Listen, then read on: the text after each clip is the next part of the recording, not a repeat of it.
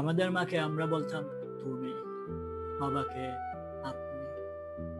আমাদের মা গরিব প্রজার মতো দাঁড়াতো বাবার সামনে, কথা বলতে গিয়ে কখনোই কথা শেষ করে উঠতে পারত না। আমাদের মাকে বাবার সামনে এমন তুচ্ছ দেখাতো যে মাকে আপনি করে কথা বলার কথা আমাদের কোনোদিন মনেই হয়। আমাদের মা আমাদের থেকে বড় ছিল, কিন্তু ছিল আমাদের সমান। আমাদের মা ছিল আমাদের শ্রেণীর, আমাদের বর্ণের, আমাদের গোত্রের। বাবা ছিল অনেকটা আল্লাহর মতো, তার জ্যোতি দেখলে আমরা সেজদা দিতাম। বাবা ছিলেন অনেকটা সিংহের মতো, তার গর্জনে আমরা কাঁপতে থাকতাম। বাবা ছিলেন আরিয়াল বিলের প্রচন্ড চিলের মতো, তার ছায়া দেখলেই মুরগির বাচ্চার মতো আমরা মায়ের ডানার নিচে লুকিয়ে পড়তাম। ছায়া সরে গেলে আবার বের হয়ে আকাশ দেখতাম। আমাদের মা ছিল অশ্রুবিন্দু, দিন রাত টলমল করত। আমাদের মা ছিল বনফুলের পাপড়ি, সারাদিন ঝরে ঝরে পড়ত। আমাদের মা ছিল ধান ক্ষেত, সোনা হয়ে দিকে দিকে বিছিয়ে থাকত।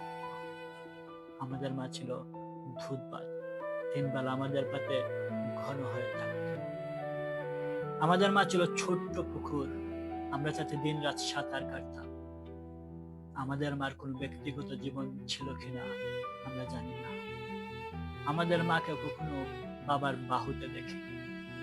আমি জানি না মাকে জড়িয়ে ধরে বাবা কখনো চুমু খেয়েছেন কিনা। চুমু খেলে মার ঠোঁট ওরকম শুকনো থাকতো না। আমরা ছোট ছিলাম, কিন্তু বছর বছর আমরা বড় হতে থাকি। আমাদের মা বড় ছিল, কিন্তু বছর বছর মা ছোট হতে থাকে। 6ষ্ঠ শ্রেণীতে পড়ার সময়ও আমি ভয় পেয়ে মাকে জড়িয়ে ধরতাম। 7ম শ্রেণীতে ওঠার সময় ভয় পেয়ে মা একদিন আমাকে জড়িয়ে ধরে। আমাদের মা দিন দিন ছোট হতে থাকে, আমাদের মা দিন দিন ভয় পেতে থাকে। আমাদের মা আর বনফুলের পাপড়ি নয়, সারাদিন ঝরে ঝরে পড়ে না। আমাদের মার ধান ক্ষেত নয়, সোনা হয়ে বিছিয়ে থাকে না। আমাদের মার দুধ ভাত নয়, আমরা আর দুধ ভাত পছন্দ করি না। আমাদের মার ছোট্ট পুকুর নয়, পুকুরে সাঁতার কাটতে আমরা কবে ভুলে গেছি। কিন্তু আমাদের মা আজও অশ্রুবিন্দু, গ্রাম থেকে নগর পর্যন্ত আমাদের মা আজও টলমল করে।